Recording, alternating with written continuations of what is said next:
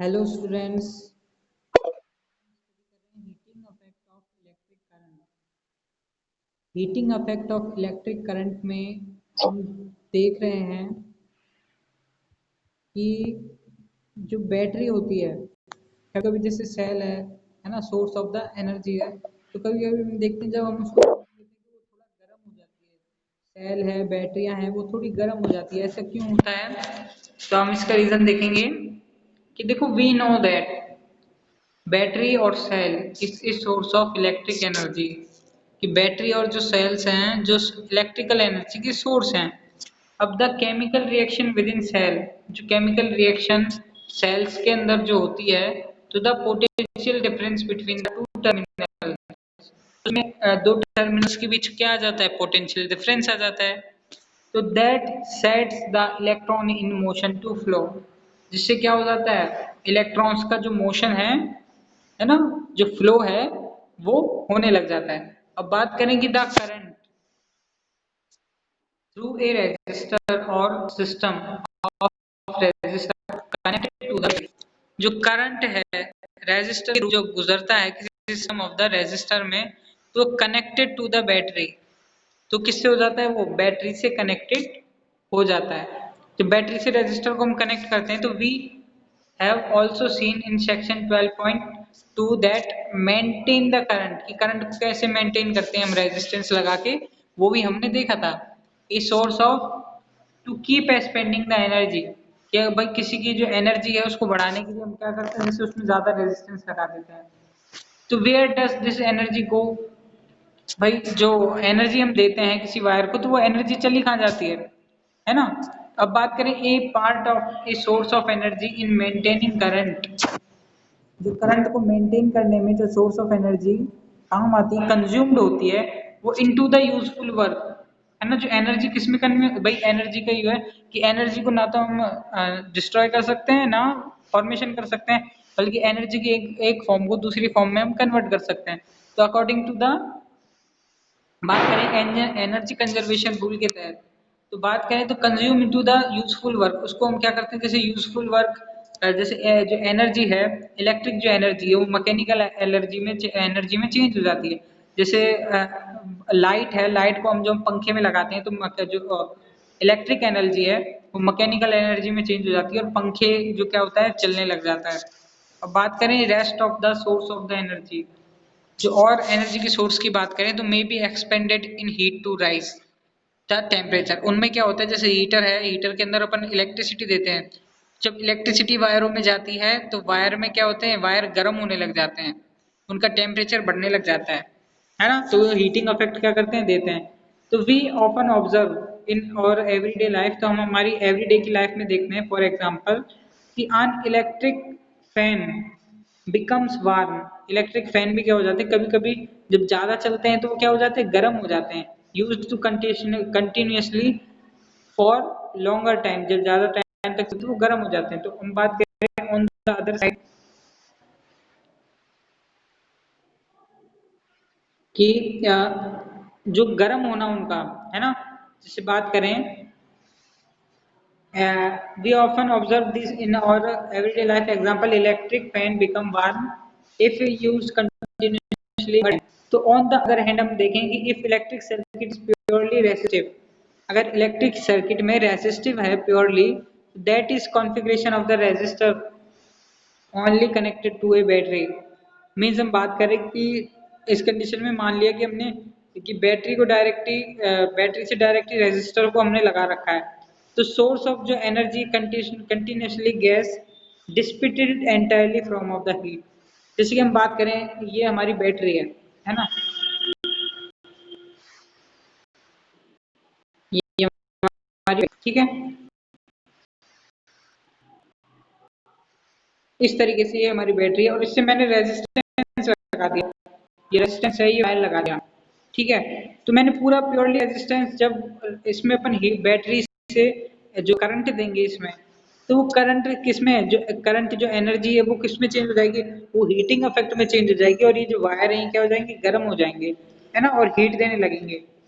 तो यही अपना क्या है कि भाई जो सोर्स ऑफ द एनर्जी अगर कंटिन्यूसली गेट डिसिपेटेड आप उसमें डालते हैं तो वो क्या कहता है, in the form of heat, वो हीट की फॉर्म में चेंज हो जाता है। अब this is the known as the heating effect of the electric current. भाई इलेक्ट्रिक करंट डाल की तो क्या हुआ है, उसमें हीट गर्मी आई है, तो इसीलिए अपन इसको क्या कहते हैं, this is known as the heating effect of the electric current. अब this affect is utilized in device such as, अब इन जो इलेक्ट्रिक करंट का क्या, दिस अफेक्ट का इनका यूटिलाइज किसमें किया गया कि इलेक्ट्रिक हीटर बनाने में और इलेक्ट्रिक आयरन बनाने में इनका यूज किया गया है। ये जो बात कर रहे हैं इलेक्ट्रिक किसका, हीटिंग इफेक्ट का। अब जैसे कि हम बात करें कंसीडर ए करंट, माना हमने एक करंट आई है, वो फ्लोइंग होता है थ्रू ए रेजिस्टर, किसी रेजिस्टर में आर में। तो let us the potential difference acquire, बात करा कि उनके बीच में जो पोटेंशियल डिफरेंस है वो V है। तो लेट द टी, मतलब टी टाइम क्या कर लेता है वो, इसमें चार्ज लेता है क्यू, इसको फ्लो होने में, क्यू जो चार्ज है उसको फ्लो होने में वो टी टाइम लेता है। तो what work done in the moving of the charge, तो चार्ज क्यू को मूव होने में क्या काम होगा। तो हम बात करें कि the potential difference is V, है ना, इज वी क्यू। तो जो पोटेंशियल डिफरेंस है वो V क्या हो जाएगा, वी क्यू हो जाएगा।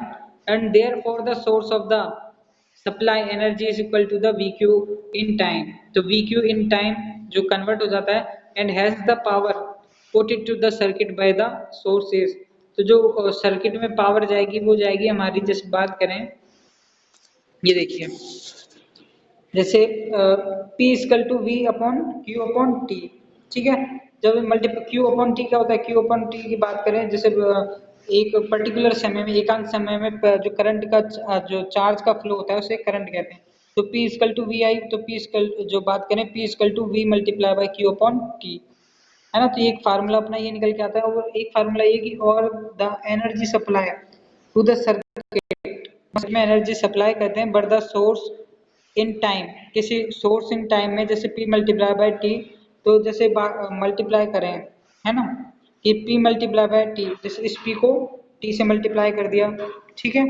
तो और वी आई टी, देखो कि energy supply to the circuit source in time, अगर किसी सर्किट में जो पर टाइम में जो हम क्या कर रहे हैं, अगर जो एनर्जी सप्लाई कर रहे हैं, तो P T equal to V I T. Means देखो मेन चीज समझने लायक ये है कि दोनों तरफ क्या कर दिया, जिस पी इक्वल टू वी आई है ना, पी इक्वल टू वी आई है, तो दोनों तरफ हमने टी टी का मल्टीप्लाई कर दिया। यहाँ पे भी टी का मल्टीप्लाई कर दिया और यहाँ पे भी टी का मल्टीप्लाई कर दिया, दोनों तरफ टी का मल्टीप्लाई कर दिया। तो बात करें पी मल्टीप्लाई बाई टी और that is V I T. तो what happen, this energy expended, अगर ये एनर्जी एक्सपेंड होती है तो दिस एनर्जी, मतलब ये एनर्जी अगर ज़्यादा बढ़ती है तो get dissipated in the resistor as heat, तो वो क्या करेगी और भी ज़्यादा हीट बढ़ा देगी। तो thus the study current I, अगर करंट क्या हो आई हो और amount of the heat H produce हो, that is the T time लेता हो, तो ये पी टी है ये किस में चेंज हो जाएगा, एच में चेंज हो जाएगा, मतलब उसकी हीटिंग कैपेसिटी में चेंज हो जाएगा। ओके, मतलब पी किस में चेंज हो जाएगा, पी टी है जो उसको एच में कन्वर्ट हो जाएगा जब दोनों तरफ हम टी से मल्टीप्लाई करते हैं। तो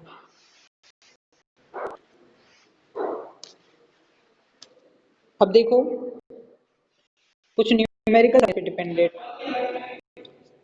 इस पे न्यूमेरिकल डिपेंड आते हैं कि सबसे पहले तो ये दो प्लैंक ओम्स लॉ, जो एच इक्वल टू जो अपना आया था फार्मूला, है ना, उसमें अपन ने क्या फार्मूला, जो V I T, H equal to V I T है, तो वी इक्वल टू अपन क्या लिख सकते हैं, V equal to I R, है ना। वी इक्वल टू क्या लिख सकते हैं, V equal to I R. तो आई आर लिख के, तो एक आई पहले ही देखो, एच इक्वल टू, देखो मैं तुम्हें बताता हूँ, वी आई और टी, ठीक है। इक्वल टू मैंने आई आर लिखा, आर आई होगा, आई और मल्टीप्लाई हो जाएगा और ये टी से मल्टीप्लाई हो जाएगा, तो आई के मल्टीप्लाई होकर क्या लगा देंगे, आई स्क्वायर, ठीक है। ये एच की वैल्यू क्या हो जाएगी, आई स्क्वायर आर टी, ठीक है। तो आई स्क्वायर आर टी कैसे समझ में आया, ये कैसे आया, ये समझ में आया, I square R T H equal to I square R T. तो एक ये फार्मूला भी क्या होता है, अप्लाई होता है, ठीक है। अब बात करें, this is known as the Joule law of, और ये H equal to I square R T है, इसे हम जूल लॉ ऑफ के नाम से जाने, एच इक्वल आई स्क्वायर आर टी को, ठीक है। तो ये जूल लॉ ऑफ हीटिंग है, इसके बारे में अपन को इतना तो लिखना ही पड़ेगा। अब द लॉ इम्प्लाई, ये लॉ कैसे इम्प्लाई होता है, ये देखिए कि that heat produce in a resistor is directly proportional to the square of the current. ये जो हीट ये प्रोड्यूस करता है किसी रेजिस्टर में, वो डायरेक्टली किसके प्रोपोर्शनल होती है, कि H is directly proportional to the current, current के स्क्वायर के। एंड डायरेक्ट सेकंड बात करें, directly proportional to the resistance, तो डायरेक्टली किसके, रेजिस्टेंस के प्रोपोर्शनल होती है, directly proportional to the time, directly किसके प्रोपोर्शनल होती है, जो टाइम वो लेता है उसके। ठीक है, सीधी सिंपल सी चीज है कि जो हीट प्रोड्यूस होती है एच इसके प्रोपोर्शनल, एक तो करंट करके आई के स्क्वायर के, रेजिस्टेंस के प्रोपोर्शनल होती है, और टाइम अपन एक करंट को फ्लो करने उसके प्रोपोर्शनल होती है। तो ये तीनों रूल के लॉ, उसके लॉ ऑफ हीट इफेक्ट के, तो वो हमारे ये निकल के आते हैं। अब बात करें कि इन प्रैक्टिकल चॉइस में, तो देन वी इलेक्ट्रिक अप्लाई, जब इलेक्ट्रिक अप्लाई करते हैं तो connected known as voltage source, तो हम इसको वोल्टेज सोर्स से कनेक्टेड करते हैं। तो used after calculating current through it the using the relation, तो हम ज़्यादातर I equal to V upon R ही यूज लेते हैं उसमें। अब एग्जांपल देखो कि इसके जो मेन चीज़ यही आते हैं, क्वेश्चन आंसर न्यूमेरिकल्स हैं, वो सॉल्व करना अपन को आना चाहिए, और ज़्यादातर पूछे जाते हैं, ये ज़्यादातर पूछे जाएंगे, एक तो पूछा ही जाएगा इसमें से। तो an electric iron consume energy at the rate, कि अपन को रेट दे दी कि है ना, इलेक्ट्रिक जो एनर्जी है at the rate of the 840 watt, है ना, ये तो अपन को इलेक्ट्रिक आयन की रेट दे दी। अब heating is the at the maximum rate, और हीटिंग की मैक्सिमम रेट ये है। अब बात करें 360 watt when the heating at the minimum, और 360 वाट है उसकी सबसे मिनिमम हीट है, तो द वोल्टेज इज 220 वोल्ट, और वोल्टेज कितना है 220 वोल्ट। तो what are the current and the resistance in each case, तो इनमें करंट क्या होगा, तो भाई सीधे सिंपल अपन को P इक्वल टू बात करें VI वाला फार्मूला लगाना पड़ेगा। तो I इक्वल टू क्या हो जाएगा, P अपॉन E, है ना, अपन को उसने क्या दे रखा है, उसने अपन को एनर्जी की वैल्यू दे रखी है,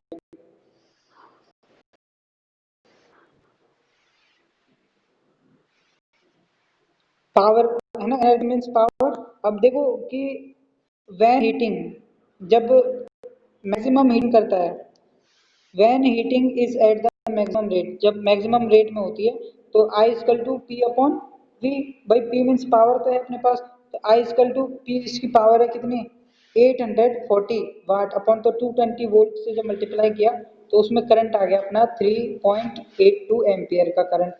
और बात करें तो and the resistance of the electric iron, अब उस इलेक्ट्रिक आयरन का रेजिस्टेंस क्या होगा, रेजिस्टेंस निकालने के लिए R equal to V upon I, तो 220 वोल्ट अपॉन 3.82 एम्पियर, तो अपनी क्या आ जाएगा, अपना उसका रेजिस्टेंस भी आ जाएगा। मतलब पावर से ही अपन काफ़ी सारी चीज़ निकाल सकते हैं, पावर और वोल्ट पता हो तो। ठीक है, और मिनिमम के लिए निकाला वही सेम, तो V upon sorry P upon V किया, तो पी अपॉन वी किया तो 1.64 एम्पियर, एंड द रेजिस्टेंस निकाला तो रेजिस्टेंस आया इसका 134.15 ओम। अब बात करते हैं और अदर एग्जांपल की, इसको देखिए कि 100 जूल हीट प्रोड्यूस, है ना, अगर हीट प्रोड्यूस हुई कितनी, इसमें हीट दे रखा है तो एच आएगा डायरेक्ट, ठीक है ना।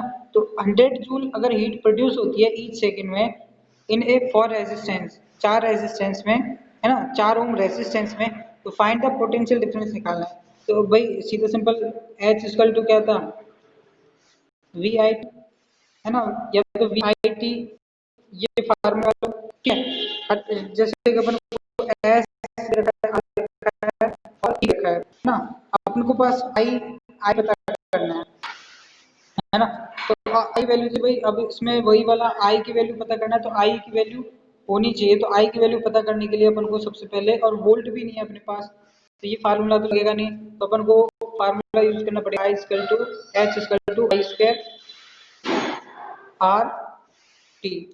क्यों, क्योंकि अपने पास क्या है, अपने पास हीट की वैल्यू है, आर वैल्यू है, और टी की वैल्यू है, तो अपन को आई स्क्वायर की वैल्यू अपन इजीली निकाल पाएंगे। तो इस तरीके से हम जो इस फार्मूले को सेट करेंगे 100 जूल और डिवाइड करेंगे 4 ओम मल्टीप्लाई बाय 1 से, तो 5 एम्पियर अपना क्या आ जाएगा, वैल्यू आ जाएगी।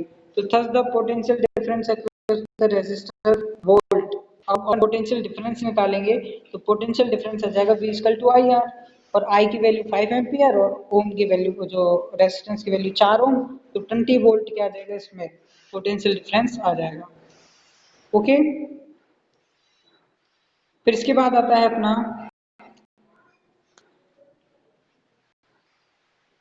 कि practical application of the heating electric current की प्रैक्टिकल एप्लीकेशन में देखो हम नॉर्मल डेली लाइफ में देखते हैं सब चीजों को, है उसमें करते हैं कि जो जनरेशन ऑफ हीट जो generation is on invariable concept of current, electric की क्या है देन है। अब इन केसेस इट इज अनडिजायरेबल, ये अनडिजायरेबल